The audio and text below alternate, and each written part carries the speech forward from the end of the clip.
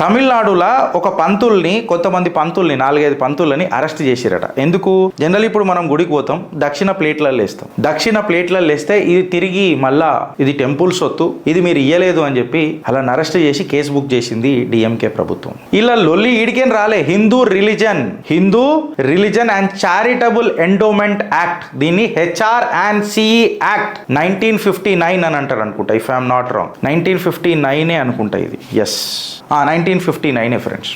HR&CE amendment act 1951. Congress DMK ప్రభుత్వానికి ఈ act ప్రకారమే కమిషనర్లని, అసిస్టెంట్ కమిషనర్లని, ఏ దేవాలయాల నుంచి ఎంతెంత వసూలు చేయాలి, ఎవరెవరిని ఎక్కడ అపాయింట్ చేయాలి, ఏం చేయాలి అన్న పవర్ ఇస్తదే ఈ యాక్ట్.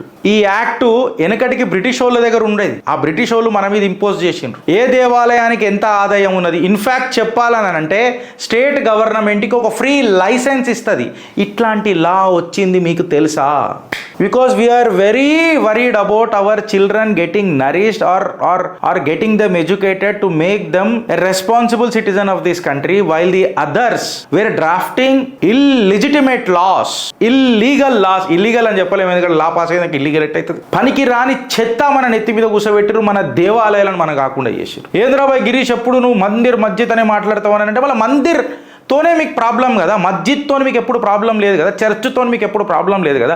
ఏ మస్జిద్ని కూడా మీరు దోసుకొని, ఏ చర్చ్ను కూడా మీరు దోసుకొని మందిరానికి ఇయ్యలే కదా. అదే మందిరాన్ని దోసుకొని మీరు మందికి పెట్టారు. కానీ లైసెన్స్ దొరికింది వీళ్ళకు ఈ యాక్ట్ వల్ల. ఎంతవరకు లైసెన్స్ దొరికిందంటే, మన స్టాలిన్ మళ్ళీ సనాతనాన్ని ఎరాడికేట్ చేయాలని అంటాడు. నీ ఆదాయమే సనాతన ధర్మంతో ఉన్నది కదరా బాయ్. ఆ ఉదయం అనేది స్టాలిన్ అడుగుతున్నా.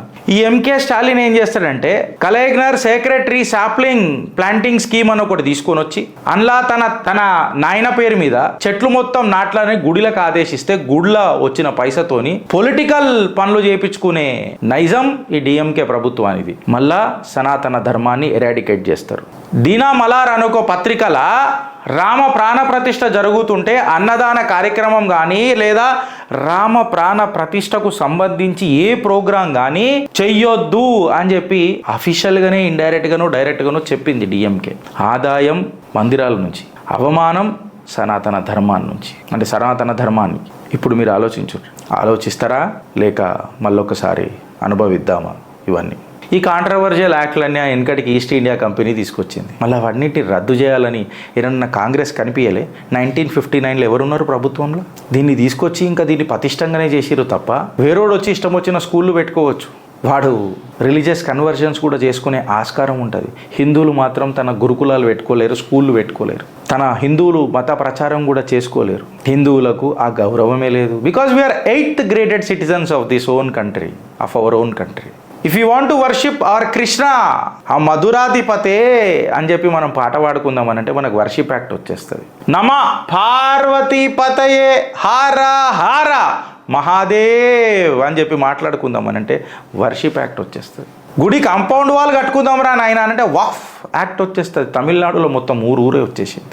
ఇప్పుడు వెల్త్ ట్యాక్స్ వస్తుంది. మళ్ళీ HR&CE యాక్ట్ మీద ఎవరు మాట్లాడతలేరు. చిత్రగుప్త అందుకే తీసుకొని వచ్చింది. ఇది మన లోపల చైతన్యం తీసుకురావాల్సిన కొన్ని పనులు ఫ్రెండ్స్.